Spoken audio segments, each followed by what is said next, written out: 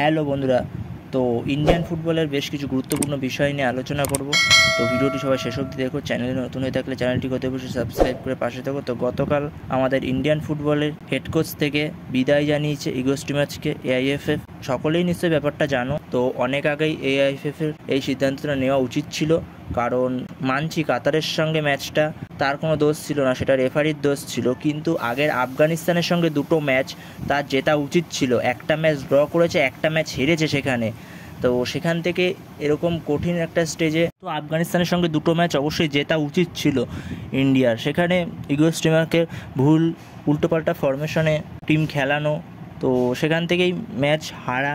এরকম একটা বড় স্টেজে এরকম ম্যাচ হারা মানে একটা ফিফা ওয়ার্ল্ড কাপ কোয়ালিফায়ার্সের ম্যাচ। সে এমনটা বলেছিল যে সে যদি ইন্ডিয়ান টিমকে থার্ড রাউন্ডে না নিয়ে যেতে পারে ওয়ার্ল্ড কাপ কোয়ালিফায়ার্সে, তো সে ইন্ডিয়ান টিমের হেড কোচ থেকে সরে যাবে। তো সে সেটা করেওনি। তো লাস্টে বাধ্য হয়েছে এআইএফএফ তো তাকে ইন্ডিয়ান টিমের হেড কোচ থেকে সরিয়ে দিতে।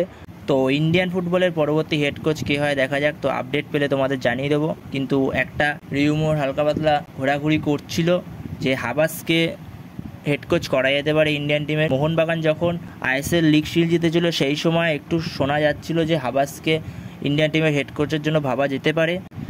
তো হাবাস ইন্ডিয়ান টিমের হেড কোচ হলেও হতে পারে।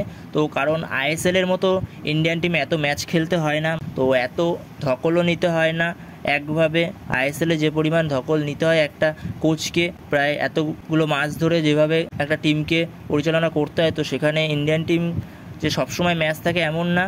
তো সেখানে সে রেস্টও পাবে। তো দেখা যাক। তো হাবাসের খবরটা তোমরা রিউমোর হিসেবেই ধরে রাখতে পারো।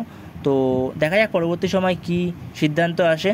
তো আমার মনে হয় না সেই সিদ্ধান্তটা যদি এআইএফএফ নেয় তো সিদ্ধান্তটা খুব খারাপ হবে হাবাসকে ইন্ডিয়ান টিমের কোচ করলে। তো দেখা যাক পরবর্তী সময় কি আপডেট আসে, তো তোমাদের তখন জানিয়ে দেবো। তো এর পরের আপডেটে যদি যাওয়া যায়, তো officially Chennaiyin FC Mumbai city FC থেকে গুরকিরত সিংকে 2 বছরের চুক্তিতে চেন্নাইন এফসিতে সই করালো। তো এর পরের আপডেটে যদি যাওয়া যায়, সবথেকে বড় আপডেট তো জেমি ম্যাকলারেন সে কি মোহনবাগানে কনফার্ম। তো তোমাদের আগের ভিডিওতে জানিয়েছিলাম তো জেমি ম্যাকলারেন প্রায় 70% কনফার্ম ধরে নাও মোহনবাগানে। তো সেটাই সত্যি হলো। তো কিছু কিছু জায়গা থেকে রিপোর্ট করা হচ্ছে জেমি ম্যাকলারেন সৌদিতে চলে যাচ্ছে। তো এর খবরটা পুরোটাই একটা ফেক খবর ছিল। তো কালকে দেবাশিস দত্ত এমনটাই কনফার্ম করেছে যে জেমি ম্যাকলারেন মোহনবাগানেই আসছে। কালকে 24 ঘন্টা একটা ইন্টারভিউতে সে বলেছে জেমি ম্যাকলারেন গত 4 সিজনে এ লিগে টপ গোল স্কোরার। তো আগের সিজনটা বাদ দিলে তার আগের 4টে সিজনে সে top goal scorer, golden boot জিতেছে, গ্রেট একজন স্ট্রাইকার। পরের সিজনে সবুজ মেরুন জার্সিতে তোমরা দেখতে পেতে পারবে জেমি ম্যাকলারেনকে। তো সেটা সে কনফার্ম করে দিয়েছে। তাছাড়াও বড় বড় মিডিয়া থেকেও কনফার্ম করা হয়েছিল যে জেমি ম্যাকলারেন মোহনবাগানে আসছে। তো এই আপডেটগুলোই দেওয়ার ছিল।